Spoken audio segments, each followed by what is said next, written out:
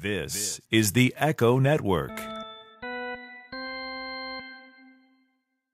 Kelly's Westport Inn presents the Royalman Report 816, it's got to be important. with Casey Royalman, He's an important member of the sports atmosphere in Kansas City. Michael Engel, We actually said during the interview that we consider Michael Engel to be our Scott Drew of our program. Jeff Herr, Kansas City's a baseball town. I'm telling you, if this Royals team ever gets good again, you're going to see it. and Chris Kamler, who is the producer of the Royalman Report. Sorry, Troy. music by 49 Stones and Andre and the Giants. And now, the Royalman Report. It's just this group of Royals fans, like 3 or 4 of them, and they are kind of clinically insane.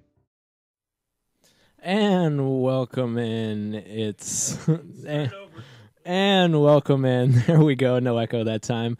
It's Sunday night, and of course, you're listening to the Royalman Report. I am Jeff Herr, sitting in the hosting chair this week. Hostess with the mostest. You're in the big boy chair. Yes, the You're big getting- boy chair you're for getting me. the call. I'm moving up. No more stool for me this week. You are our Nathan. that stool is going to be burned. You are our Nate Adcock. Yes, I am, sir. I have come in to save the day. Congratulations. Troy is still moving and dealing with work and everything, so he is not here tonight. But he will be calling in later, so we'll have him on for those of you that can't get enough Troy Olsen. And Which is many. And if there are people like that out, please seek help. but with us in the show as always, Michael Engel and Chris Cameron. Michael, how you doing? I'm pretty good. Chris, how about you? Yeah, you know. Yep, it's one of those. Usual. You know, it's just another Royalman report. Just, you you know. know, you know. The streak is over. No big deal. No big Yes, deal. Ho hum. let's just jump right into that. The streak is over. How bad did it get, guys? For all of us, it got pretty bad for me. I'm not going to lie to you. I mean, It makes it difficult, as a superstar blogger, air quotes, stealing that from both of you guys right now. yes. I'm writing about these guys every day, every other day, and it just makes it really difficult to, keep your attention focused when, silly mistakes happen. They make bad plays, bad luck occasionally, and they end up losing 12 in a row. It's really difficult to watch a team like that, and especially when you have the expectations that we all had. We talked about it a lot last week about, it was just awful. I mean, we had no way of knowing when it was going to, turn around. They finally won a few games on the road, and hopefully things are kind of going their way tonight. They lost today, but got a good showing from Nate Adcock. And Chen looked like crap, though. Yeah. Yeah. I'd be a little worried about that. That was like 2008 Bruce Chen. Remember, That was spring training, Bruce Chen. Yeah. here's my problem is remember during the streak when we were saying that we're wasting all these good pitching performances. Well, we wasted 2 from Bruce Chen. Yeah. And we got, crappy Bruce Chen Yeah. today. So And that's how it goes. It's the game of baseball, as they say, right? But Yeah. Michael, you brought up a good point. Just the silly mistakes and things like that. That's what bothered me the most. I mean, I can handle this team. They're young. They're, a lot of them got time last year, but in the grand scheme of baseball, they're pretty inexperienced. So, I can handle them losing. sorry. I just fell What over. was that? Don't be fooled, folks. We I'm have okay. done this before. I'm okay. We have run a I'm all podcast right. before. Don't be fooled. We really But and I can handle losing. But I'm a Royals fan. I can Everybody's handle losing. gonna lose. But it's just the way they were losing and the inconsistencies and the fact that you on one hand, the Royals they're in a slump right now. They got to try and manufacture runs, so they're trying to run more and be aggressive, and it just wasn't working. Yeah. So when things aren't working, what do? We'll just keep going with them. You know, it just did not make any sense. Yeah, it doesn't make any sense, and it seemed like their response was just keep doing more of that. So, okay, we're running all the time and getting caught. Everybody knows we're aggressive. Let's be more aggressive. Yeah. And that's where you run into, Jason Bourgeois getting picked off in the 8th inning against the Blue Jays while the Royals are trying to come back. That's the kind of stuff that ends up with Jeff Francoeur getting thrown out at third today. And weird plays that you don't necessarily need to be making, but everybody kind of knows that the Royals are going to be doing them. And that's how you lose baseball games. It's not it's not Hosmer batting 200 when he should be batting more. That's not what's to blame necessarily because other people have been hitting. It's not just you can't just look at it and say, oh, well, we're kind of slumping, so that's why we're losing baseball games. No, you're losing because you're making stupid mistakes like that. And, I mean, they're inexcusable. Yeah, inexcusable. and to some of their credit, I mean, it's been bad decisions. They have had some bad luck when they've absolutely hit into so many double plays, and some of that is just what happens. You hit the ball hard and you have a runner on. If you don't have that runner on, it's not a double play, but it looks bad because it is a double play. Eric Hosmer stung that ball on the homestand, and it turns into a triple play. I mean, what are you going to do about that? Yeah. If they're hitting the ball hard, you can't really get upset about that. It's just that the circumstances and the situations haven't been working out. But like you said, there are people that are hitting. I mean, Billy Butler is going crazy. He looks Mike like Moustakis. Actually, The Mike last Moustakis 2 leads weeks? the team in on-base percentage right now. I mean, man. Which is, who would have thought that? And he's been a great defender, too. He's I mean, been he all- really has been He's been solid. all over the Yeah. place. He's a team MVP right now, if you ask me. I mean, he has just been everywhere. Yeah, for doing somebody everything. that we all figured was going to have a slow start. The first 2 weeks. How many times do we talk about that on I the know. show? He's the making first us look couple stupid. weeks were really slow, but since, I mean, Man. he's hitting for power. He's got 3 homers now. Hit his 3rd today, and he's got a great slugging percentage. He's second on the team in OPS. He's hitting 300. And for the first time, when I look at him up there, he looks comfortable. He looks like a major leaguer at the plate. All last year I thought he looked a little timid. He looked a little, there were times where he looked more comfortable than others. But my overall impression was that he was still learning the ropes, which is fine. I mean, he's a young guy. He should be like that. But now he steps up there.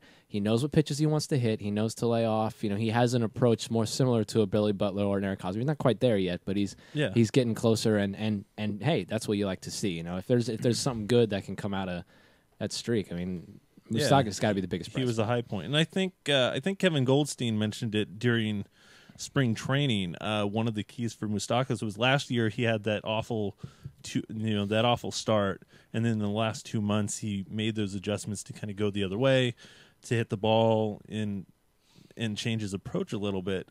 And Goldstein was talking about how he wanted to see if he could translate that changed approach and being willing to go the other way, and then kind of integrate his natural power back into it. And it looks like he's been able to do that. He's had a couple of doubles that he's just, punched the other way down the line, and, he's hitting for power. That's a sign of confidence to me, and that's a good thing. And like you said, he's getting on base, which was not his strong point for him. No. So that's definitely intriguing to see. And we talked about Eric Hosmer, and I was thinking about it on the way over here. I'm comfortable with saying that we could be in the midst of the worst slump of Eric Hosmer's career, and he's going to have a long career. And I mean, he's just having awful luck. It's not that he's striking out a ton. It's not that he's not getting around on the ball. He is just. I mean, it's like Billy Butler at the beginning of last year. When people were saying trade him, it's the same kind of deal. Just awful luck. It's insane. Yeah, I think it was Mellinger who wrote in one of his columns. Eric Hosmer's got 5 homers, but he's also got that play where he hits it to left field and just hits it hard as he can. The fielder goes down, falls down, still makes the catch because it's hit right at him. I mean, what can you do about those kinds of things? And you can't do much. You just kind of have to let them get through it and hope that they don't try to make too many changes themselves, which is, kind of thematic for tonight's show. Is, don't panic, get your idea right, have the right, for lack of a better term, process in place to get yourself through these things and stick with it. And I like that. From what I've seen from Hosmer, he doesn't look like he's really pressing too much. I mean, maybe a little bit, but he doesn't look. I think for the most part he keeps under control. Yeah, and he's still drawing walks. I mean, he's got 10 walks. That's second most on the team behind Alex Gordon, which is kind of surprising. You would figure Billy Butler would be there, but Butler is getting too many hits to take walks. He's just and killing that's the ball fine. right now. It's perfectly fine. But when Hosmer, if he starts striking out more and doesn't walk, that's when I think I'll be worried. If he starts striking out on bad pitches, those low and away, everyone loves throwing Hosmer low and away, but he's done pretty well in his career. I mean, sometimes he bites, but everyone does. But he's done pretty well laying off, at least in what I've seen. So. Well, you're right that Hosmer's in a deal, but it looks like Gordon's finally come out of his. So. Yeah. Mm-hmm. Yeah, he looks to be getting that confidence back from 2011. And still great defense. He made 2 or 3 very good plays during this Twin series. Robbed the homer, which ended up being the 1-run difference in the game, and had a couple of other plays diving catches and whatnot. And as long as he's doing that, it seems like Gordon, for whatever reason, his offense feeds off his defense. And I mean, when he starts making better plays, he starts playing better at the plate. Yeah. And maybe that was because he never really flashed much greatness at third base. I mean, maybe that was part of the problem. He was struggling defensively, and it was getting in his head, and it wasn't. I mean, I don't know. I'm just I think it could here, be. He's somebody who I think builds off of a lot of the confidence that he sees from the staff, and that's one of the things he mentioned when he signed his extension was, that Ned Yost has a lot of confidence in him, and he went down to Omaha in 2010 to learn the outfield and made as good of a transition to that as you could really see from a guy who's played third base all of his life. And then he comes up and has a great year in Omaha for the rest of that season, comes into Kansas City last year and has a career year on top of a Gold Glove performance in left field. And I think it's just that. I think he doesn't have to think quite as much. I think he can just kind of go out there and play, and he doesn't have to carry things over to his at-bats. And it's easier not to get down on yourself when you know you're still bringing something to the table. When you know you're bringing good defense in one spot out there, then you don't have to worry about, I'm dragging the team down on offense and defense. So, you've got something to fall back on. That's true. Other news this week, Danny Duffy yesterday he was skipping the rotation? Is that right? It was yesterday. It should have been his turn in the rotation. No, I'm sorry, 2 days. 2 days with the rain. Yesterday was a rain out. Yep. Yeah, that's right. Friday was skipping the rotation, and actually that's a good segue into talking about who our guest is going to be for the show today. I'm excited about this. Alan Jaeger is going to be our guest. He's from Jaegersports.com. If you go to his website, he's got he works with a ton of major league pitchers. He's worked a lot with the Rangers organization. He's worked with Mike Montgomery. He's worked with Tim Lincecum. He worked with Trevor Bauer. He's worked with a lot of very prominent pitchers in the league, and has a real great philosophy on pitching and pitching programs and how to facilitate different pitchers with different programs and things like that. And it's going to be real interesting to hear what he has to say, talking about the work that he's done, him and his company have done with the Rangers, and just different philosophies they have on pitching. It's going to be real interesting. I'm excited to hear what he has to say. I've already talked to him a couple of times, so it's definitely some real interesting stuff, and some of the stuff that it's becoming a bigger and bigger deal now, because you hear a lot of these kids coming from high school and college too, coming into the draft. They're all about long toss. They're all about their specific programs. We heard it last year, and we've talked about it a few times on this show, but it's only getting bigger, and it's going to be a bigger issue. So it'll be interesting, and I think a lot of fans don't really necessarily know all that much about it. So it'll be good to kind of get him on here and explain what it does, what the benefits of it are, and different things like that. So it should be interesting to have him on. I like it. Yeah, I think it's cool. Dynamite drop-in money. That's what I do. But yeah, so we're gonna go to break, and then we'll bring it back with Alan Jaeger. Hey, and if you're joining us via live stream, we are going to disconnect and reconnect real quick. I'm going to see if I can't get the volume turned up for you guys on the live stream. So stick around. You guys will probably have to refresh. I'm going to disconnect and reconnect, and then we'll play our commercials, and then we'll get our guest on the air.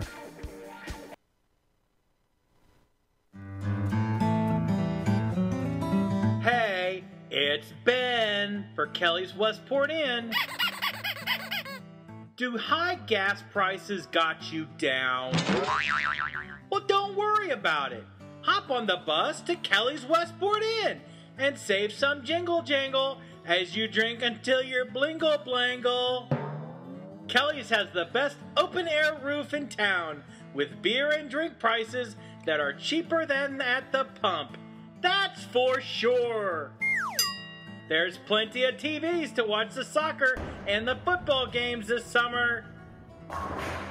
Plus, there's someone for everyone, and you can find him or her at Kelly's. Hearts and smoochies. So check out Kelly's Westport Inn, and you'll have more change to fill up your range, Rover. This has been Ben, Kelly's Westport Ben, saying smell you laters.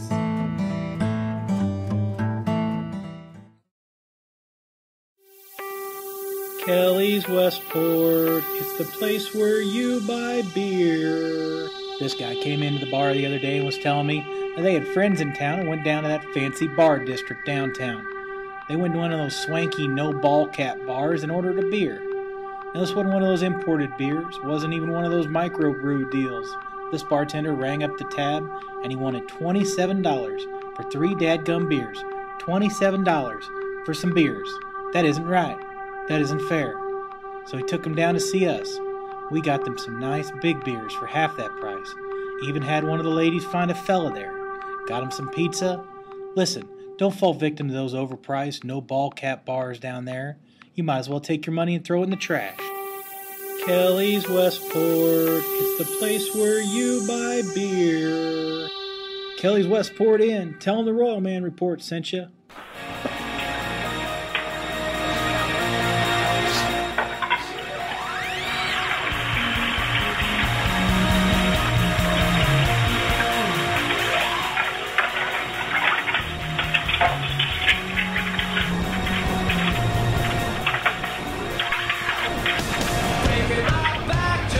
And welcome back into the Royalman Report. And today we have with us now our guest for this show, Mr. Alan Jaeger. Alan, how's it going?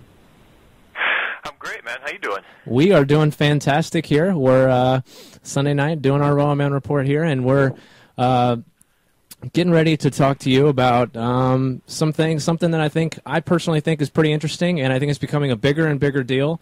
And you know, unfortunately, I think there are a lot of fans out there who, and I guess rightfully so, you know, aren't necessarily all that educated on long toss. It's not necessarily new per se, but it's becoming more and more popular as each year goes by. And last year was the first year I think it was a really big deal with the draft and the players actually coming out and saying, hey, if you don't let us do our particular programs, then don't draft us.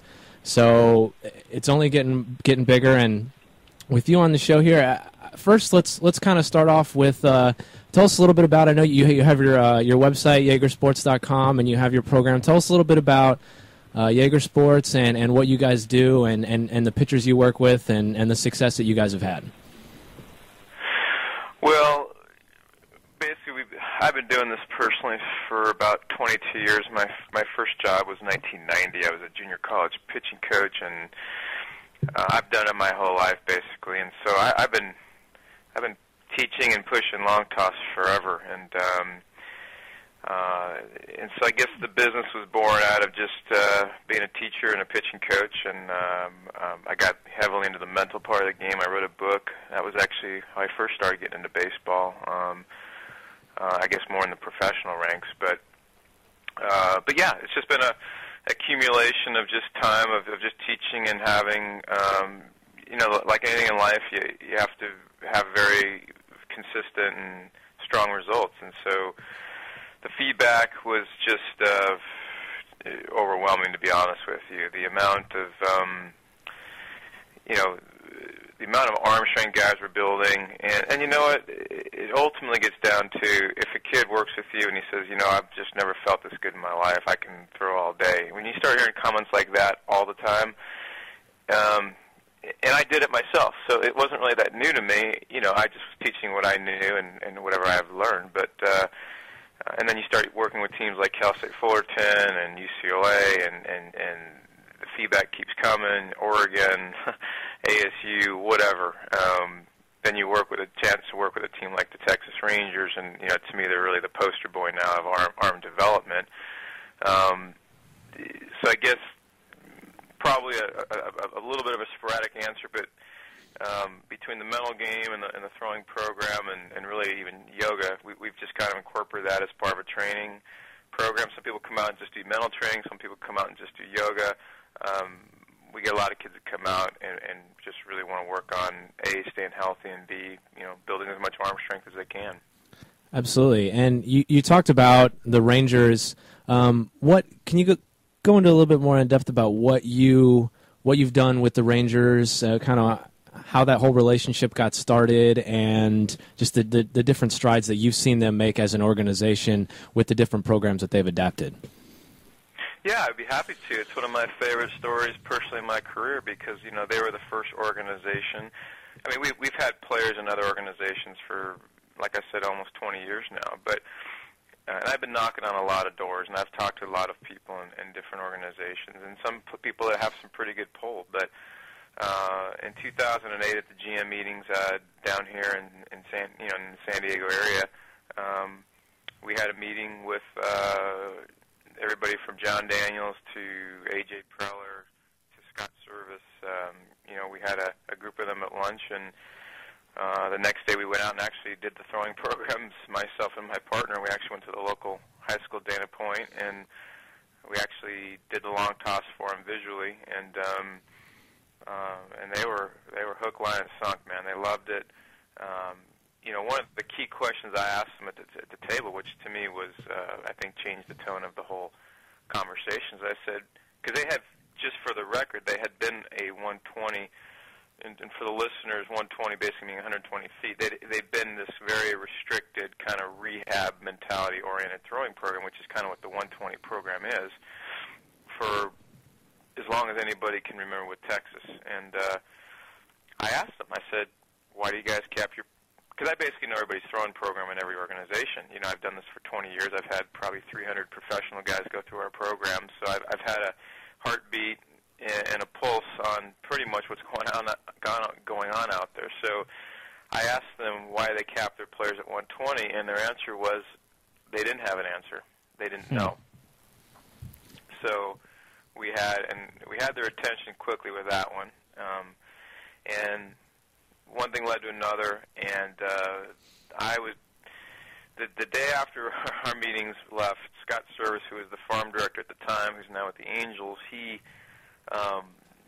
might have been down in the Dominican Republic within a week of that time, because their plan was to almost, if you will, use that as an experiment to see how it went down there. And I became very close with the manager down there, because at some point the Rangers sent me down to the Dominican, a few months later, and I know for a fact that they had two clubs down there. They had no arm injuries the entire summer between two of the clubs, which is basically unheard of. And they had an average gain of miles per hour in their first 6-week window doing the program of like 2 to 3 miles per hour per arm. And it's always tricky talking about velocity gains. You can say, well, was it Mother Nature? Did they learn a new mechanic? But this was across the board.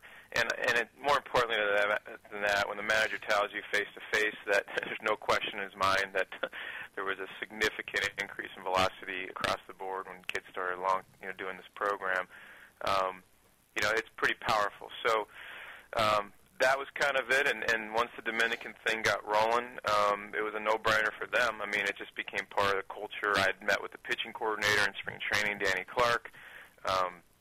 I had a chance to get to know a number of people in that organization, and it just has become part of the culture. I mean, the culture of the Rangers is they're a huge long toss organization. There's no limits really to their guys. They don't make you long toss, but they're very proactive with pushing it. And also, Nolan Ryan came in at the exact same time that we had those meetings, so he helped on the other end of it, which, we were on the conditioning long toss side, and he was on the, well, let's get rid of the pitch count, or let's not make that so important and make guys work deeper in games. So it was a perfect storm in a positive way for this to all happen.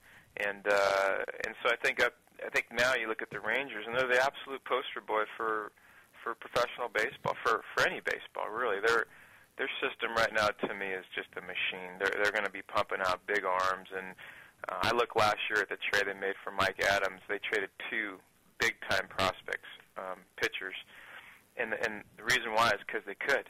They have so many arms in the organization.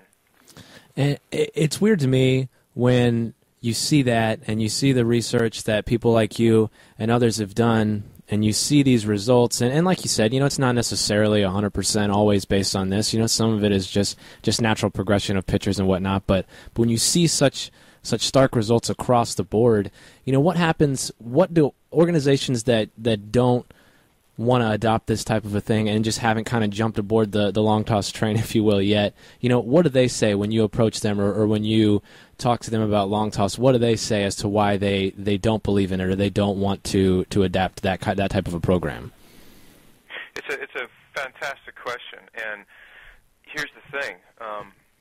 I've been on the field doing the research and development, if you will, for 22 years as a teacher, but probably close to 30 player. And so I've lived it, taught it, had the feedback. I basically have had a lab for 20 years, and the problem is that when you're a major league organization and you know a lot of things well, which they do, but you don't have, let's just say, as much insight or as much experience as someone like myself, it's almost like they kind of don't know what they don't know. And what they do know is that their program is really backed by the medical community. These are things that come out of like ASMI where people start getting really freaked out past 120 feet or 180 feet. And so what happens is they don't really have experience with long toss at all, but they have experience of what their program is, and there's medical community backing in their minds, which we can get into later. Why I'm actually doing an article on this right now. Why I think that the medical community's information is very skewed and not very consistent at all with reality. I mean, what I consider to be reality of what's going on out there. But that's a side note. But back to your question is this. There's a disconnect, and so what happens is that they feel like they're doing it the right way because they have the quote-unquote right people in place, which is really more of the medical people, the trainers, the strength and conditioning guys.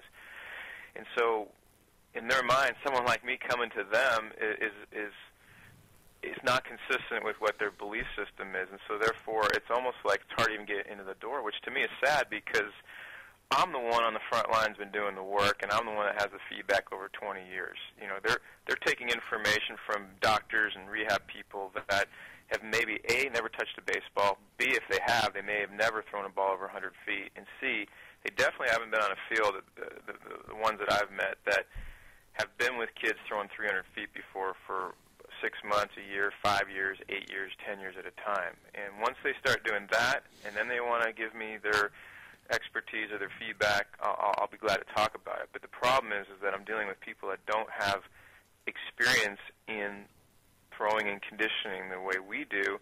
They may have great experience in surgery, great experience in rehabbing arms, but we start when the rehab is done. That's when the training begins, and unfortunately these organizations stop where the rehab ends, and that's what they think is a throwing program. So I guess in a roundabout way to try to answer your question is it's very disappointing because on one hand I feel like with the Rangers there can be an overnight significant impact in the development of the arms, and unfortunately what they're doing on these really restricted programs is these kids are treading water at best with their arm strength, and really they're all, in my opinion, they're all set up for a best case scenario is loss in velocity. A worst case scenario, of course, is breaking down. And I've called this 120 program, I mean, you can see I don't mince words. I've called it a death trap. I've called it a suicide machine. It's a career ender waiting to happen. And in their minds, I guess this is the frustrating part. In their minds, they think they're doing it right. So it's kind of like, you know, what can you do? You can only lead the horse to water and hope they listen. But it's quite sad because these organizations, in my opinion, are clearly shooting themselves in the foot. We're talking with Alan Jaeger from Jaeger Sports here on the Royalman Report. Alan, one of the questions I have, I work with youth sports a lot, and it really is kind of a Hatfields versus McCoys. I mean, there's people that are into this long toss program, and there's people that are vehemently against it. How big of a deal is it for these kids coming out of high school and college? Even down to the 12-year-old level or 11-year-old level when you learn to throw your first curveball. How big of a deal is it that these kids get started early on? The thing I like about your guys' long toss program, there's a place here in Kansas City called Regal Athletic that we also did an interview with Kevin Scobie. They're into a very structured long toss program as well. How big of a deal is it to get started early on that, and how can that help you as your career goes through? Boy, you guys have some good questions. Well, another great question.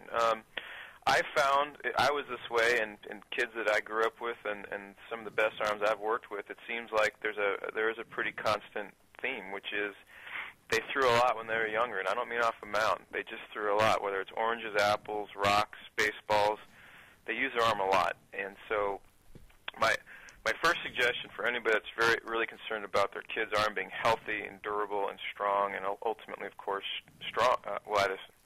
building arm strength, which I guess I said was strong, is get your kids out there throwing often. What I mean by often is if you just went out and played catch, forget long toss, just go out and play catch for 8 to 12 to 15 minutes a day, 4 to 5 days a week.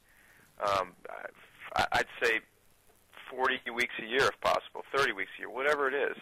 But you want the workload, you want the reps, you want the arm to be working at a young age.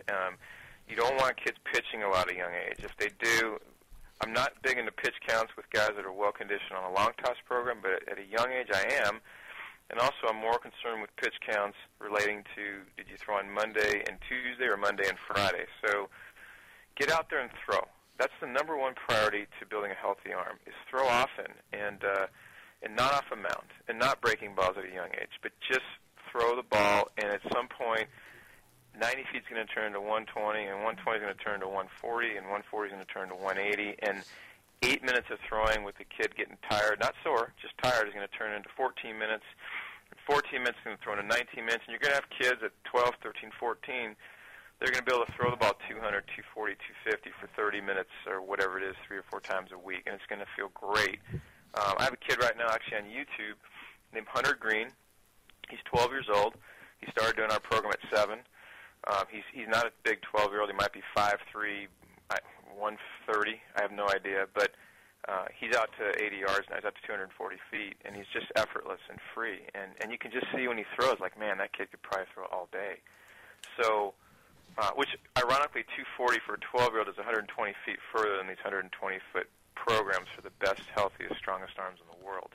Well, just put that in your pipe and smoke it for a little while. So get them out there throwing, period. And if ASMI says they need to take 3 months off a year, I personally agree with it. But get them out there and throw. The arm is just, it's an organism waiting to grow. It's atrophy or regeneration versus degeneration. Get it active, get it throwing, stay off the mound as much as you can, except when you just need to do your pitching, which is fine. But if I had my own kid, my own kid would be throwing 5 days a week. As long as he wanted to do it, we'd be throwing 5 or 6 days a week, and some days maybe we wouldn't go as far or throw as long, but we'd be throwing pretty much every day. Yeah, and that's the thing that I don't get with this disconnect that you've brought up is, if you want to hit better, you go into the cages and you take your hacks. If you want to get better at fielding ground balls, you have someone hitting ground balls to you, or you shag flies if you're an outfielder. If you want to get better at free throws, you shoot free throws. If you want to get better and lift bigger weight numbers, you go out and lift. But the idea seems completely backwards in the general baseball rhetoric to, if you want to be a good pitcher, don't throw. And that's what I don't understand, is why is that such a cookie-cutter approach with so many people? Is it an ego thing? Is it just dogma? That's how it's always been for the last 60 years? Or I don't get where it comes from, and I'm sure you get a lot of resistance to it. So what's your take on that kind of spy versus spy thing? Well, what's happening is it's cool because this question has to do, if I'm actually doing research on an article, I interviewed Dr. Yoakum last week. I've got questions coming back from Kevin Wilk, who's the head PT guy at ASMI, and because I'm asking the same questions, and pretty much from what I've learned over the last, again, 10, 20 years, and just asking a lot of questions, because I'm curious, where did this 120 program come from? And what happened is that, well, think about it. In 77 or 78, you had your first Tommy John. You had shoulder surgeries and elbow surgeries started becoming in fashion in the 80s.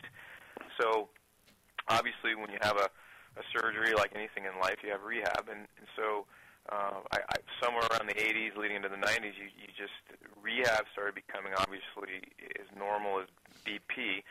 So there had to be a protocol, so you had the rehab guys and the PT guys and the medical community that created a throwing program, which makes sense because you start from, surgery and trauma to strength and conditioning, post-op, stuff in the clinic, and then you got to get on the field at some point. So you start at 30 feet or whatever it is, and so they came up with a program that basically caps. And by the way, this is a good question because I'll tell you what Dr. Yoakum's answer was, but they cap out at like 120 is when their rehab finishes, and it might take a month or 2 or 3 to build up to that point.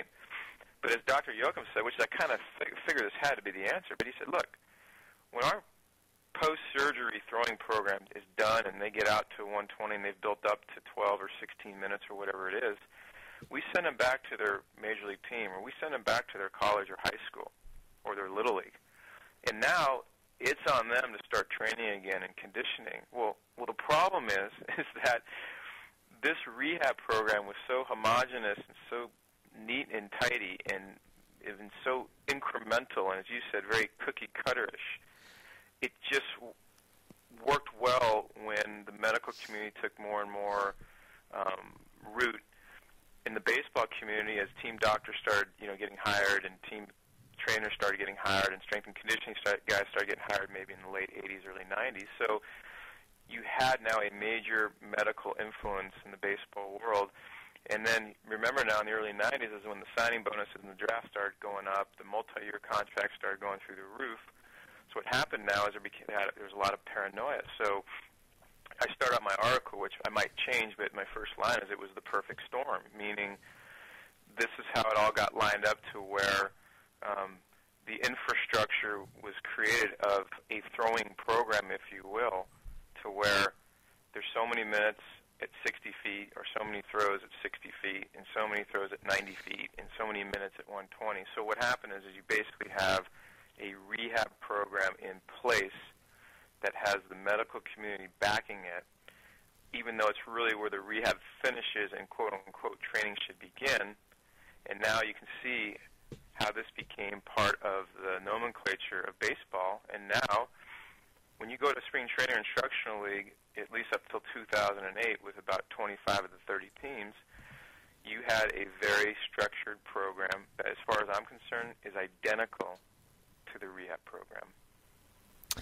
See, it's interesting how this all kind of got to this point now where, something that like he's just started out more focusing on rehab, and then teams just kind of take it as dogma. And I'm going to use that to kind of springboard into the question of, the Royals have had, especially recently, just like every team have had, some guys that have been into the long toss. Now, you've worked with Mike Montgomery from the Royals system, and there are other guys, people like John Lamb, who it's been told have been doing the long toss, and there's been some slight controversy from people that know in the Royals organization, about the kind of different approach the Royals have wanted those pitchers to take, and seen varying results.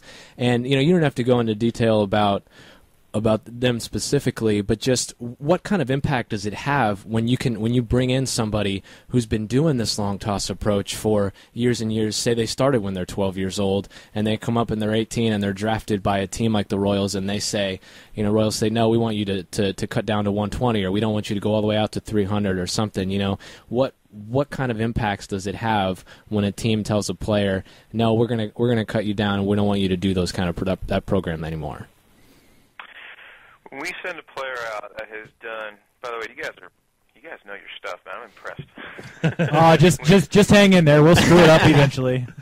Like I said, when we met with the Rangers, there were about 25 out of 30. Now it's about 15 that are either long toss or very proactive long toss versus 120 or relatively conservative. But I can tell you, based on about 18 years and again about 300 players, that it's almost 100% that when a long toss arm, and this is also why I'm writing this article, and this is a question I asked Dr. Yoakum too, when you take a guy that's trained at 300 feet, or someone like Bauer at 360, or Bundy at 380, or whatever the numbers are, and you put them into a 120 program, or 150, or even 180, it's the first word that jumps out of my mind, which I hope is not too over the top, but is catastrophic. Because what you're really telling me is, well, let me ask you a question. If I told you that you had stretched your hamstring out to 100% of its capability to where you're ready to go out and run a 60-yard dash as fast as you can, and you're as prepared as you can be, and I said to you, now we're going to do the same scenario, but instead of, and we're going to use that as 350 feet. We'll make 300 feet as a very simple number. We'll say your hamstring is 300 feet. It's max, so you stretch it out to its max. And then I said to you, but now, instead of 300 feet, it's going to be 120, which is 40% of 300 feet. So now you're only allowed to stretch your hamstring out to 40% of its needs or capabilities. And then I'm going to make you run the same race. The visual alone, I would think the first thing you're going to think of is your hammy is going to blow out. I got a little twinge in my string just think about that. So yeah, exactly.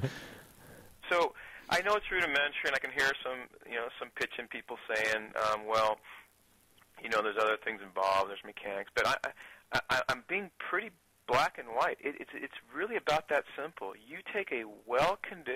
If you're a marathon runner and you're used to running 20 miles a day or 18 miles a day or whatever it is, and I make you run a mile a day for a month or even 2 days, and then I make you go back out and run 20-something miles, the body starts to shrink and constrict and regress. And I mean, does any pitching coach or any baseball scout want to ever talk in terms of those words when you're talking about an arm and whether it's a pitcher or not? Do you want to talk about restriction, regression, constriction, tightness, tension, short? So I mean, are these words that we want to start talking about with our athletes? So catastrophic to me is a very, I take the subject very seriously because I've had pitchers who have been on a very well-conditioned throwing program, whether people agree with it or not. It's what they've been doing their entire life for a very long period of time. Their body is acclimated to it. Their conditioning level, like Michael Phelps, is incredibly high. They're very unique that way because they've trained so hard. And the last thing you want to do with any walk of life that's been trained to a certain level where they're just can roll out of bed and run 10 miles and recover fantastically the next day is take 60% off of that preparation or conditioning. Now, that's 300 feet, which is about how far a 90-mile-an-hour fastball will go at 35 degrees. Now let's talk about 93 to 97 or 98, where now you're getting into 350, 360 like Bauer. Now you're talking about 120 feet as a third. So now you're wiping out 66.7% of their needed, listen to this word, needed conditioning and preparation just to keep up with their normal activity for the day. Forget about pushing to a new threshold and advancing even more. I'm talking about just keeping their body, at the state where it's been trained to perform. You guys see what I'm saying? Now that hamstring analogy hopefully hits even harder because you're like, well, of course. How can you take an arm? And I asked Joachim this question. I said, if you deal with a player that's throwing 300-plus feet, because he's the Angels team guy, and Danny Herron's one of our kids, so he's well aware Danny Herron is a long-toss beast. So I said, if Danny Herron had a condition at 120 now for the next month and have to throw bullpens and deal with recovery period issues, I basically said, are there going to be what was the word I used? Are things going to be sacrificed? Basically, is there going to be a detriment to that? And one of the words he uses, which gave me almost like the hair standing on the back of my head, is he said the looseness is going to be sacrificed of the arm, and that was all I needed to hear. Well, one of the things I think with some of this 300-foot stuff, we're watching some videos off of your website. One of them's the YouTube video of the kid throwing 340 feet and kind of how to stretch out and the pull-down phase and all that. It just looks, and I mean this in a nice way, it looks ridiculous. You're throwing the entire length of a football field. It just looks insane. And then we've also got a chat room up here at royalmanreport.com where we've got getting some feedback. One of our friends, Dave Darby. So this is some of the thinking you're going against. He says he doesn't know why you need to go over 200. He has a friend that runs a 20-minute 5K. He's training for a half marathon, and it slowed his 5K time down. What would you say to some of the, just the perceptions? And it sounds like that's what you're getting a lot of in Major League Baseball is the perception that 120. Off of the look test, 300 looks crazy. 120 looks less crazy. Well, now you know why it's easy for someone to defend that 120 program. Remember this too. Perception and reality, as you know, are two different things. They can perceive anything they want, I'm living in reality. I'm living with 20 years of predictable, repeatable results. I feel like some of the best minds in the world on baseball, Brent Strom, Jerry Weinstein, people that I think, Ron Woolforth, Derek Johnson at Vanderbilt, some of the people I think, Marcus Elliott, who's the sports science guy for the Mariners now, Eric Cressy out of Massachusetts, Brett Fisher out of Arizona. I mean, these are some of the people on the strength and conditioning side as well that are not only proponents of this, but they agree wholeheartedly with these needs. So these are people that are living proof of doing it over a long period of time and living it like myself. So when people have a perception, look, I'll be more than happy to give them 40 different reasons why it's valid and 40 different reasons why that their approach is not going to hold water. But at the end of the day, unless someone has an open mind and willing to listen, perception is great.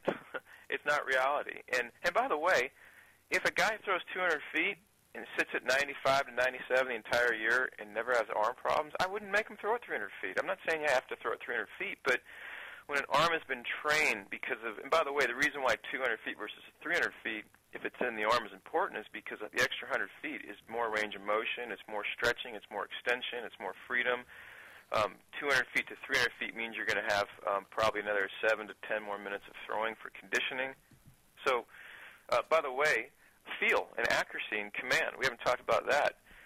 If you only go to 200 feet and make X amount of throws at X amount of angles, you're missing, let's say from 200 to 300 feet, you have to learn to hit a guy to chest at 210 and 220 and 240 and 270 and 290. So you have to have some pretty good intimacy with your release point to be able to hit a guy in the chest from these different increments. Learning how to throw the ball at more angles up, learning how to take that angle up into angle down. See, these are all benefits for getting to know your release point. So if someone gets it done at 200 feet and their velocity improves through the season and improves until they're 28 or 29, more power to them, man. I wouldn't say a word to them, but I got news for you. If a kid can throw 90 to 97 and he's training at 200 feet, he's doing himself a disservice. That's all. And if he's training at 120, obviously, he's doing himself a major disservice. And you brought up the maybe not everybody, maybe not every single pitcher in the world, but I'd go on a limb and say 95 to 98% of them. You want to train at 40 to 60% of what your arm's needs or capabilities are, not to mention entering a new threshold where you can actually push the distance, which is how the body trains, by learning to move past its limitations. So now we're only talking right now about a guy like Bauer or Bundy that's already just hitting it. What about the kid that can throw 90 and is only stretching out to 200 feet? Well, I got news for you. We love when those kids call us because we're like, well, can't guarantee it, but when we start pushing 300 to 330 to 340, you're probably going to be throwing 94 to 95 to 96. Now, it's not a guarantee, but that's how the system has worked predictably for me personally for 20 years. And Alan, you talked about, back to your hamstring example of, if you start to decompress that training, you open yourself up to injuries. What other things have you noticed when someone like, I don't necessarily know if it's attributed exactly to long toss or not, but someone like John Lamb has had an injury. He's having Tommy John surgery. He's doing his rehab now. I'm not saying that was attributed to the Royals changing his program, but it could have been a factor. I'm not sure all the details. And you look at Mike Montgomery, he hasn't had any injury issues the last year or so, but he's had a lot of struggles. So do you see when you decompress, when you change that pitching program, do you see struggles outside of just injury issues? Are there control issues that come into play? Did some of their pitches, you talked about velocity drop, but do some of their pitches lose effectiveness, things like that? What other types of things do you see? Exactly. Well, that was kind of a good follow-up to the example of 200 to 300 feet where you're starting to develop feel and command. So one of the other byproducts of these restricted throwing programs is exactly that. You lose feel. You lose command. Your arm is used to being stretched out with freedom, with range of motion, with hitting your partner at different increments. You have to go uphill a certain way. You have to go downhill a certain way. So you take out that freedom for a kid who's used to long tossing, and you put him on a restricted program, which, by the way, they often want the ball on a line, and now you've taken away and that range of motion and that feel in the arm. And it's a very common feedback I do get from players. They immediately start losing feel, and then also poor recovery period. You go from a well-conditioned long toss arm to a short-conditioned, restricted throwing program. The first thing that's going to happen, besides your velo going down, is your endurance is going to start being greatly diminished. So the problem with that is that you go out and throw 80 pitches in a game, you're going to have much poorer recovery period. The shoulder's tighter, restricted. You're going to have more swelling. You're going to be more in a desperate need to stretch your arm out again. And if you're in a restricted program, instead of stretching your arm out to try to speed up the recovery period and get a positive thing going again, you're going into what we call a negative cycle. Once you have poor recovery period, you've got now you're heading down a path where it's going to start to exacerbate the poor recovery period. So I'd say command and feel is the other major byproduct of these restricted throwing programs. And then recovery period. So, that goes hand in hand with injury, because that's what eventually is going to happen with poor recovery period.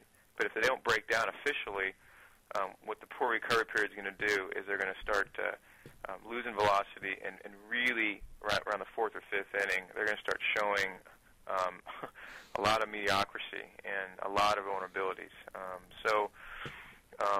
Command and feel is a big one, and it's way underrated, and I'm glad you brought it up because it's not talked about a lot. The long toss is not just about arm strength and arm conditioning and health.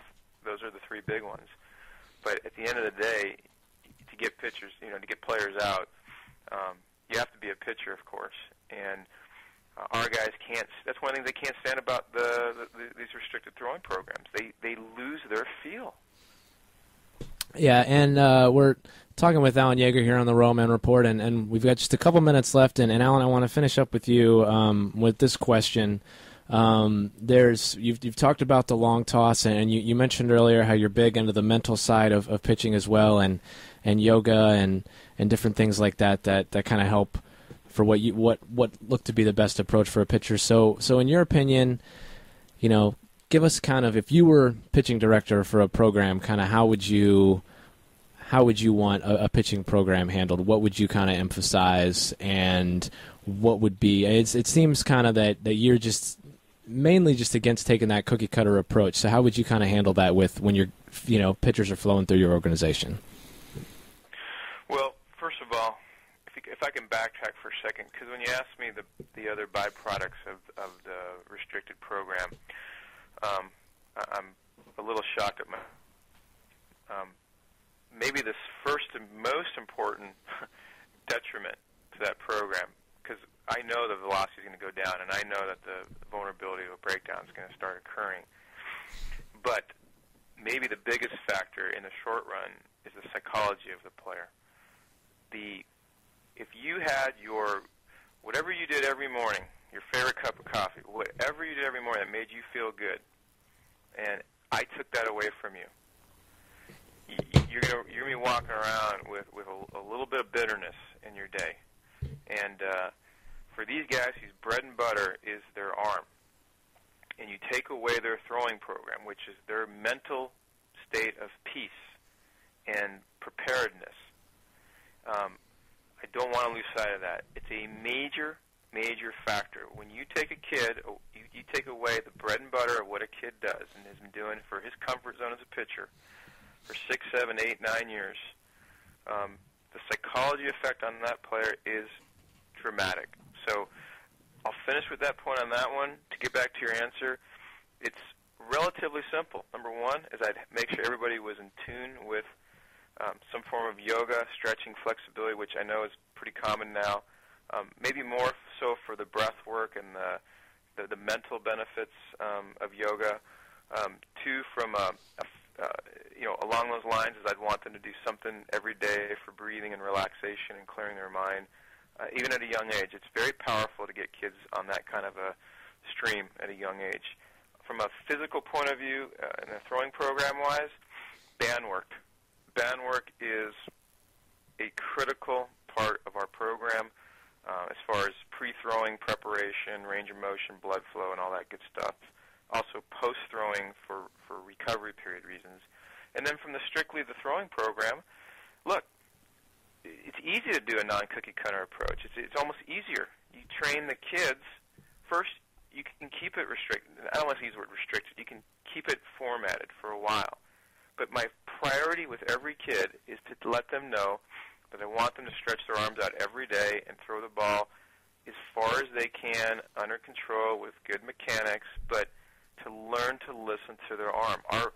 Our pitching program would be all about what does it mean to listen to your arm, what does it mean to know to push your arm a little further on a given day, what does it know to back up if you need to, back off a little bit if you need to, because the most important thing you can teach a kid is to know their arm really well without the restrictions of a number of throws and without the restrictions of a set distance and without the restrictions of a set time.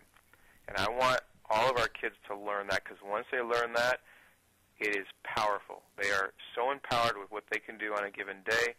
And as you know, once you teach a kid how to really understand his arm well, he's off to the races. If it's an 8-year-old, okay, you're going to have to be pretty structured.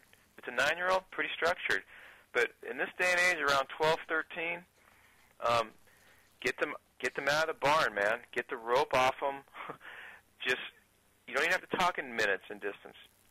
Let them know what it means to stretch their arm out, throw with some angle, just play catch, and let them go back as far as they can to where it feels good, and the rest will take care of itself. Absolutely. And Alan Jaeger from Jaeger Sports. Alan, thank you so much for coming on the show and spending so much time with us and talking to us. This is great stuff. I really think you definitely educated a lot of our listeners out there, and kind of put up, hopefully, bring up a little bit more awareness of the long toss and kind of the problems that it can cause if you take somebody off that program, and the benefits that it has if you allow somebody to keep using it. So I really appreciate you coming out here, Alan. Thanks a lot, and for talking to us for as long as you did. Well, it was my pleasure, and it was an honor to be on your show, and I can tell you guys do a great job, and you're very informed. So it was actually a real treat to be on with you guys, and feel free to use me as a resource. But good luck to you guys, and again, just thanks a million for having me on.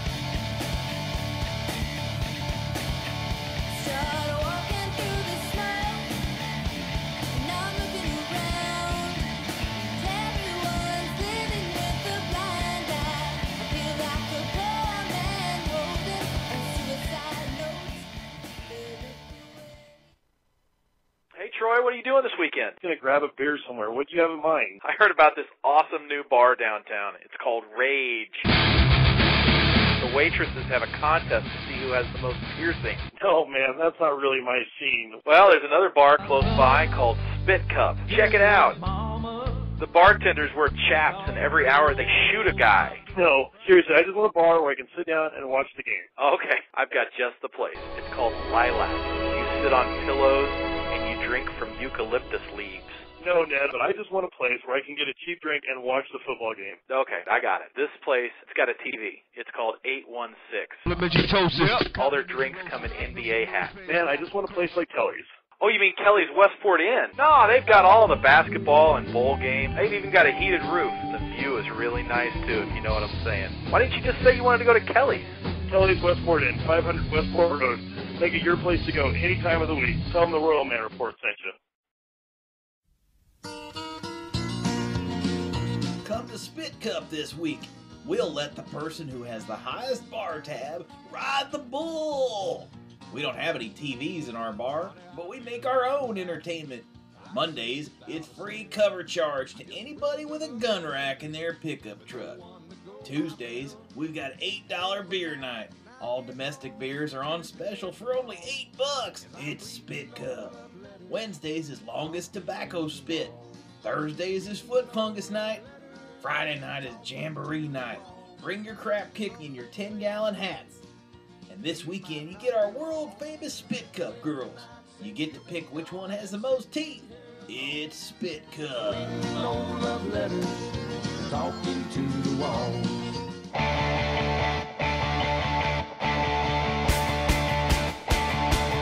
Or you could go to Kelly's Westport Inn. The highest quality drinks with the lowest prices. You know what we do. Drinks, friends, plenty of TV showing sports. They've got all the basketball and all the baseball on. Live music on the weekends. The best pizza in Kansas City, and fun. Kelly's has the best rooftop patio in town and is voted one of the best places in Kansas City to check out the view, if you know what I mean, and maybe make a new friend. Make the best choice for your evening entertainment, Kelly's Westport Inn. Kelly's is at 500 Westport Road in Kansas City, Missouri. Kelly's Westport Inn. Tell them the Royalman report sent you.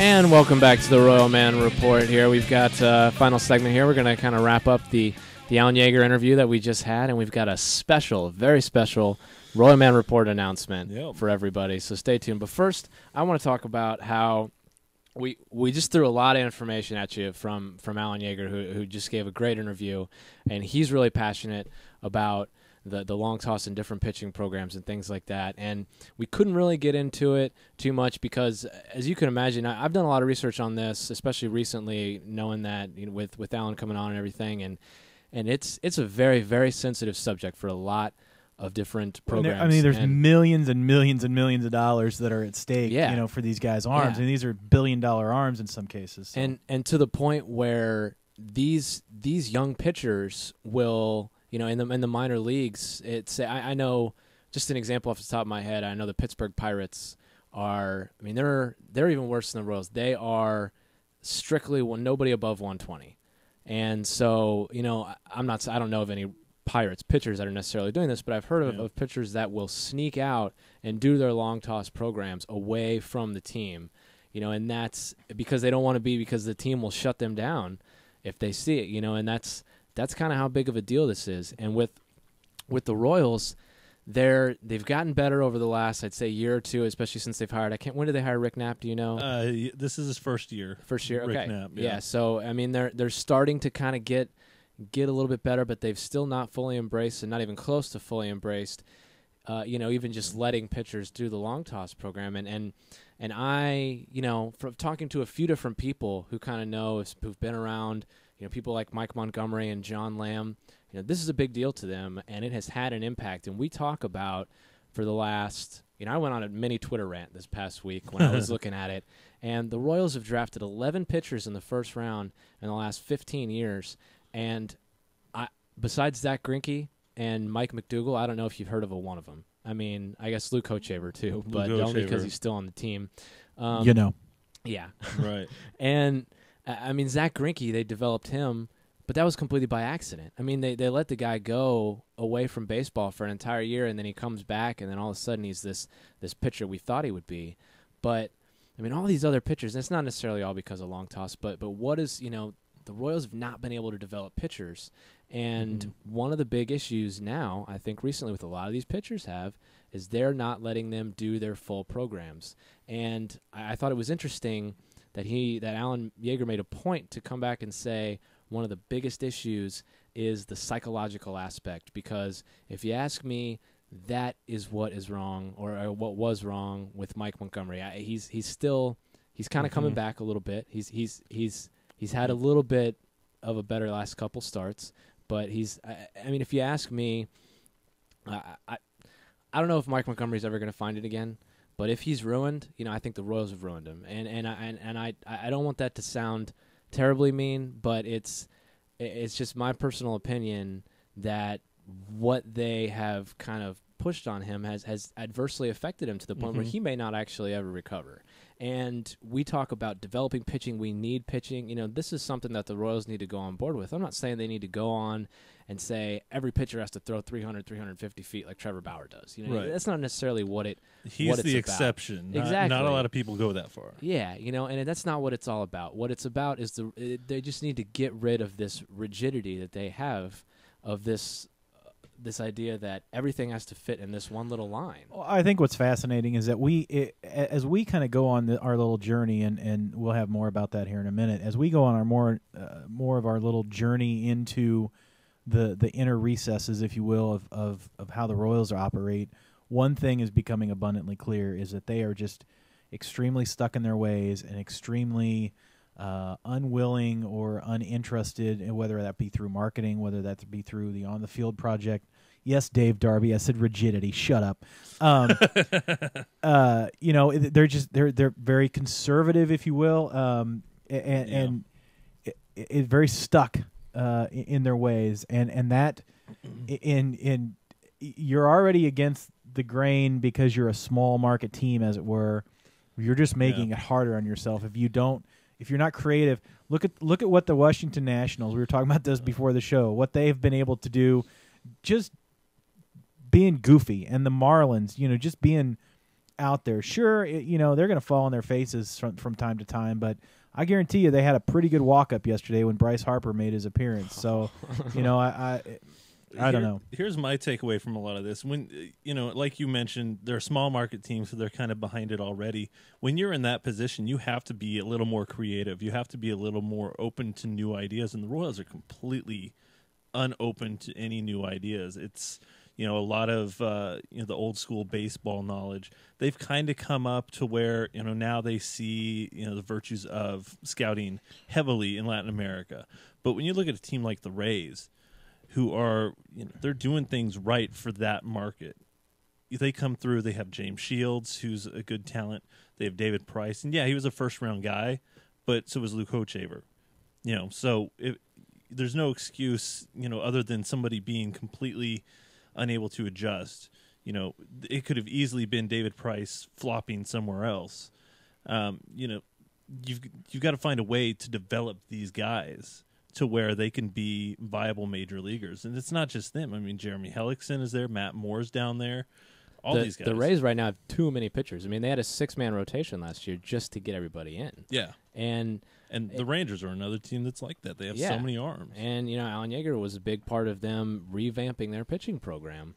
And we were talking about this before the show, Mike and I, just how the Royals have – it's one thing if the Royals aren't embracing any sort of new philosophies, if they look back at their last 15 years and say, man, we look at all these great pitchers we developed. Yeah, we don't need Chris to change George, anything. Kyle Snyder, Dan Reichert. I mean, all Colt these Griffin guys, was right? fantastic. Colt Griffin could throw 100 miles an hour. But when you get that track record and it hasn't panned out, why not try something different? If you do the same thing over and over and over and over again and it hasn't worked, I don't see why you don't try something different. And maybe that's what, Rick Knapp is in here. From talking to Danny Duffy and Jason Adam and Brooks Pounders, he seems like he's open to that kind of thing, to something that's different. And if the player comes to them and talks to them about what kind of program they want to do, they're open to changing it a little bit. And I think that's ultimately the right thing, because you can't take one approach to everybody. I mean,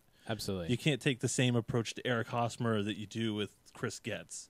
They're different players. They have different skills. They have different, abilities to reach potential. And I think that's the ultimate point. And historically, you don't see the Royals embracing that. And recently, they kind of have. And maybe Rick Knapp is that step forward. And maybe it just kind of takes a little bit to permeate an entire organization all the way through the farm system. And if it does, then we're just going to have to deal with that as fans. But hopefully, it'll get to that point where it's no longer the case. But now Yeah. Also, we're gonna, and maybe in the recorded portion, we're gonna add about a 10-minute interview with Kevin Scobie, or we may just release it later. I don't know. But Kevin, why don't you reel quick set up what that interview is, and we may just drop it right here. Yeah, Kevin was an instructor at Regal for 2 or 3 years, and he was also a pitching coach at Maple Woods. So he's done a lot of this stuff. And he's a writer for Kings of Kaufman. He's a writer now. for Kings of Kaufman, yeah. And he's very, very big on, not a cookie-cutter approach. Not necessarily huge on the long toss, but the idea that you have to be open to doing something different and that the body is resilient and you can make those changes. He's seen it himself. He was throwing 87 in high school, got into college, and they took him off kind of what he was doing, and he dropped 5 miles per hour. Then he kind of latched on with different training programs and got that velocity back and then some. And so I think that's where he kind of takes it to heart, and it's that idea of just being open to doing something different and kind of stretching things out. And that's what we talk about. And there's a little bit more about injuries and injury prevention and that approach.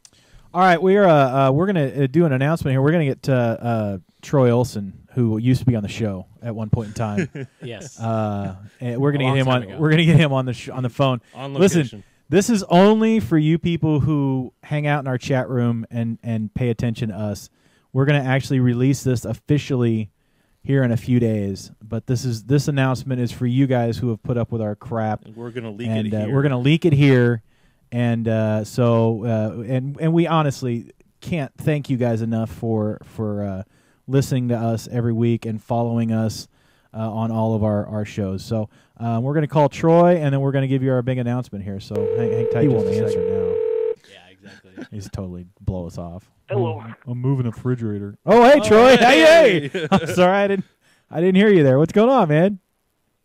Is this the Chiefs calling to tell me I've been selected as a free agent quarterback? Yes, it is. We've got it on actually. YouTube. That's our huge announcement. Congrats. Good night. Here's Powerball. Yeah, right. Hey, I can do this. I can't lose us any more games than Matt Castle does, right? Well, yeah. I mean, they won a couple. I don't know.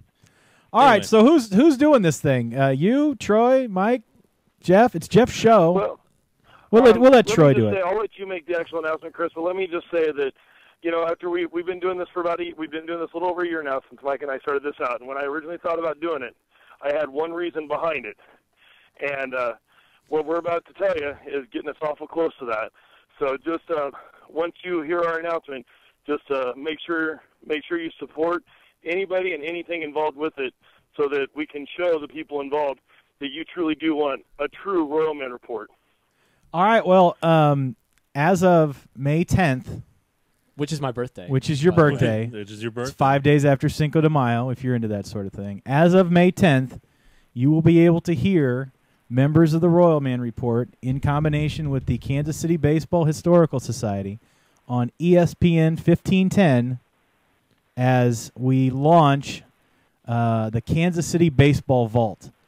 And Michael Engel, why don't you tell us a little bit about what the Kansas City Baseball Vault will be? The Vault is a look at Kansas City baseball, past, present, and future. We want to try to get former Royals players, former Kansas City Athletics, former anybody that has the story to add to the legacy of Kansas City baseball. We want to talk to them because Kansas City is, in my opinion, easily one of the most interesting cities in the United States, and it doesn't get enough recognition for that. I mean, just doing all this research, our baseball history goes back, decades and decades and decades, long before the Royals. As far back as you have baseball. Yep. I mean, it's there. You've got the Kansas City Cowboys and teams like that way back when, and then into the current day. Now, are we going to have any Kansas City Cowboys on our show? I doubt it. We're efforting towards that. That's going to be difficult. We might have to. We're going to put Troy in charge of that. Yeah. Track them down, Troy. Exhume somebody. That's wrong. Was there any team more influential in the Negro Leagues than the Kansas City Monarchs? Nope. There absolutely wasn't. Not. I mean, Jackie Robinson played for him. Buck O'Neil, obviously. I mean, Satchel Paige. They're just ridiculous. So many prominent baseball people that played for. In Kansas City. And we absolutely want to reach out and thank Jeff Logan of the Kansas City Baseball Historical Society. We had him on our show 4 or 5 months ago, and he was, for whatever reason, impressed with our operation, and so we were able to pull the wool over somebody else's eyes. Yep. But we're very excited we're gonna be on the radio, boys. Yeah. Once, I was about to say, once again. Along those lines, who would have thought when I asked Jeff to come on our show and talk about some of the old guys and what makes baseball in Kansas City special to him, who would have thought that when I made that phone call that it would have came back this way, came full circle to give us what what I've always wanted, and that's to make the Royalman Report a legitimate radio show, and we are one step closer. We're now on ESPN 1510 under the Historical Society. But maybe we'll prove to those guys over at 810 that we're the new breath that we keep talking about, that station's missing. You know, they kind of see it with three guys in the garage. They've got them on there. I can see us doing the same kind of thing, making that same kind of move. They started out as an internet radio show. They went to 1510, and now, you know, Jay's rocking it over there at 810, just as he should. And we have some of the most amazing listeners, amazing fans that we could ever ask for. Mm-hmm. And a lot of people have always told me, you know, I'd be a lot more likely to listen to the show if I could hear it on the radio. Well, now here's your chance. Thursdays, 6 p.m., ESPN 1510. And for me, just to say that is awesome. I cannot wait to have the first episode of the Kansas City Vault and to see where this goes. And I just want to echo kind of what Troy was saying about the fans. Like, I mean, thank you guys so much, because, I mean, we talked about it at the first year birthday or anniversary, whatever you want to call it. I mean, you guys kept this show alive. You know, you guys are the ones that are listening, keeping us around, you know, live on Twitter and the chat room and listening to the show, everything else. We really appreciate it. Couldn't be more thankful for all you guys and everything that you guys have done. I mean, we have probably the best fans of any show in the city. I'm saying it right now. There it is. Best fans of any show in the city. And if Kansas City ever becomes a baseball town, you're going to know it. You're going to know it. If Kansas City ever becomes a sports radio town, you're going to know the Royalman Report. So here, we need the those of you in the chat room and those of you who are listening on the podcast, you guys have heard this first. We need you to do a couple of things. One, go and follow on Twitter, KC Baseball Vault. KCBASEBALLVAULT. Follow that. That is going to not be an egg soon. It is probably once we get a logo and once we get a couple things going, we are going to start publishing some information about our very first guest. And holy crap, guys! If this first you're guest, going to want to tune you're going to want to tune into our very first show. Easily the biggest guest we've had. Biggest guest, and honestly, I can't think of 810, 610. I can't think of anybody who has had a guest of this caliber. That's all I'm going to say. That's all I'm going to say. I wish it would be easy for me to say that he's just overdoing it and pumping this up, but I'm not. Really, I just got chills. It's absolutely not. I mean, I told my dad and he flipped out. And something to keep in mind, with teaming up with Jeff Logan, he's got all the connections with the older guys. And I'm going to give you a list of people that won't be our first guest, but you very well could hear on this program. You know, people like Frank White and Brett and Willie Wilson and Willie Aikens, who we already had on our show. But, you know, these are people that are already aligned in the 810 family. Not so much Brett, but obviously Frank White and all of them. These are people that Jeff Logan is very well attached to. These are people that are very likely to end up on our show at some point.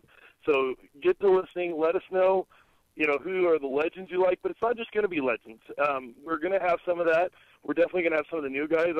I'm efforting to get, you know, just like the Royalman Report, we're going to get those same kind of names that you're used to. You know, we're going to get the minor leaguers. We're working on Bubba Starling and, you know, guys like that. We're working for our regular show too. Those same guys are going to end up on, or, you know, the same type of guys are going to end up on this show. So don't think this is just a history show, because we're going to talk about baseball today.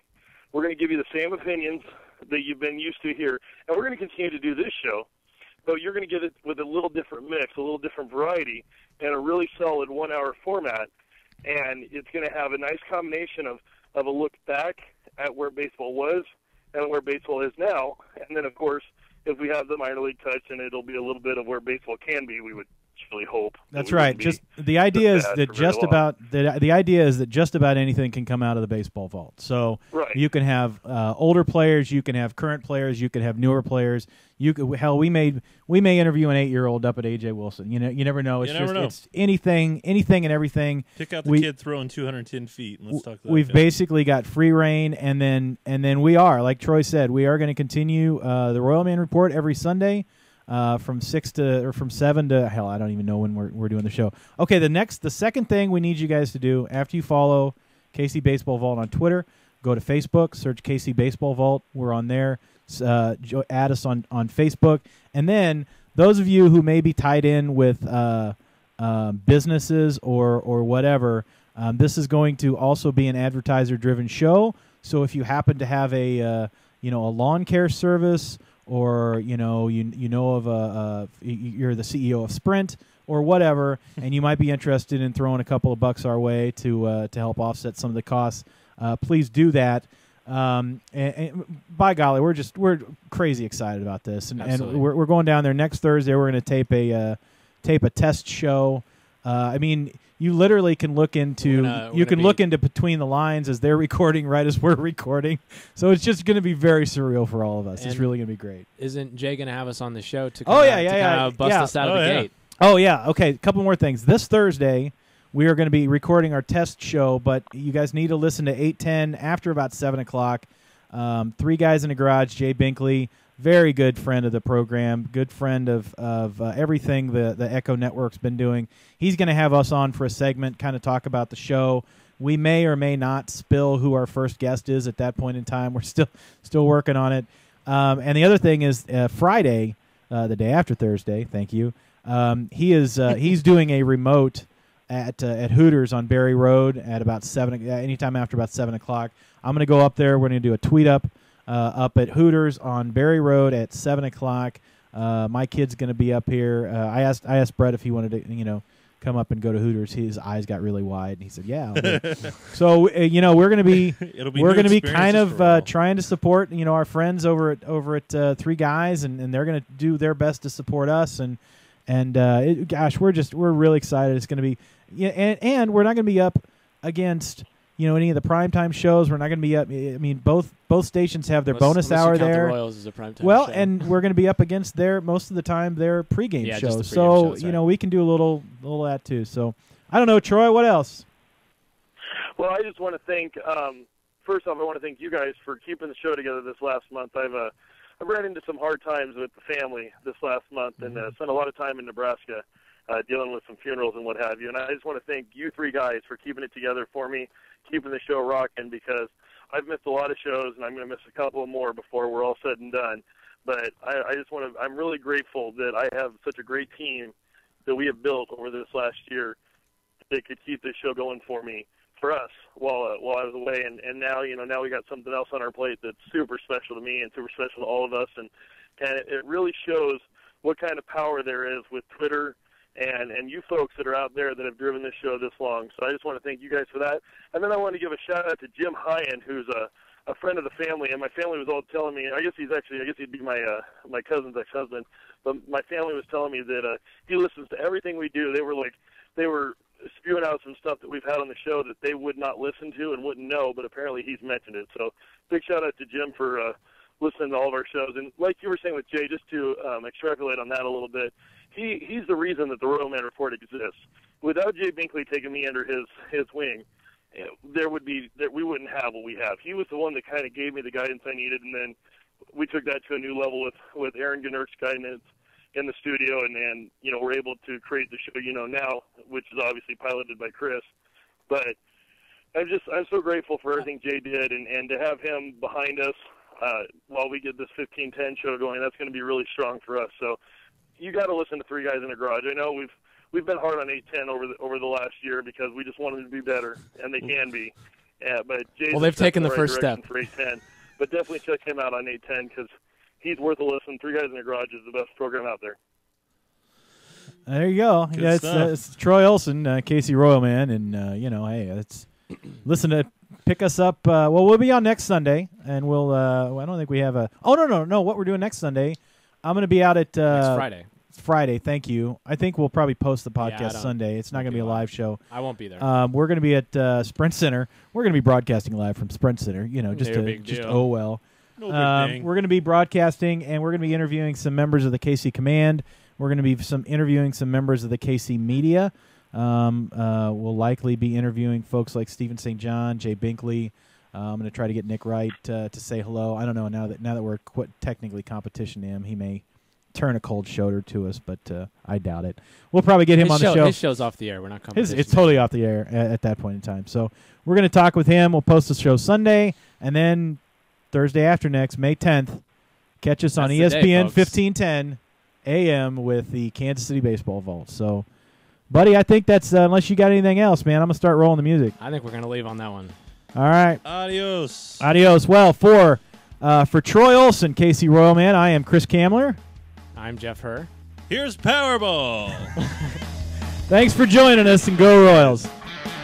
Go Royals. Good night.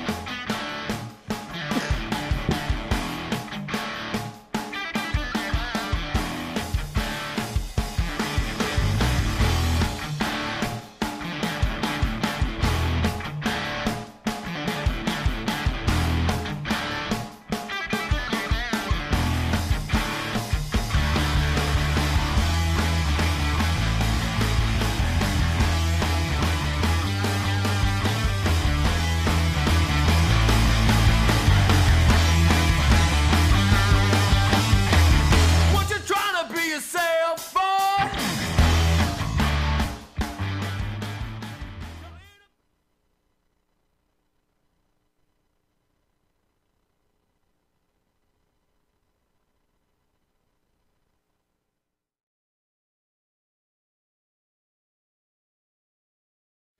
Here we go, 3 and 2 and 1. Hi there, I'm TV's Brian Busby. And when I'm not stalking Mick Schaefer, I'm watching the Royalman Report on the interwebs.